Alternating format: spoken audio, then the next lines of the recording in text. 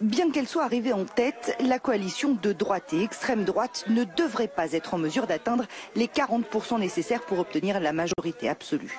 Les 4 partis qui la composent devraient donc se dissocier pour créer leurs propres alliances. Premier scénario, Forza Italia, le parti de Silvio Berlusconi, s'associerait au parti démocrate de Matteo Renzi. Une grande coalition du centre, comme en Allemagne, une solution poussée par Bruxelles. Mais mathématiquement, difficile de croire à ce scénario, d'autant plus qu'il exclurait le parti fort de ces élections, le mouvement 5 étoiles, qui à lui seul recueille près d'un tiers des suffrages. Cela démontre tout le travail que nous avons fait. Mais surtout, cela confirme que tout le monde devra venir parler avec nous.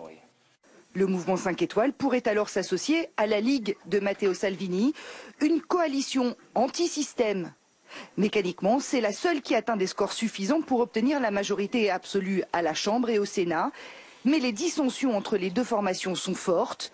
Elles ont d'ailleurs toujours exclu de s'associer.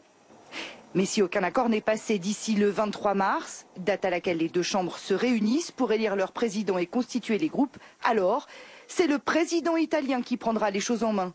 Sergio Mattarella pourrait alors maintenir en place l'actuel gouvernement de centre-gauche de Paolo Gentiloni en attendant de convoquer de nouvelles élections.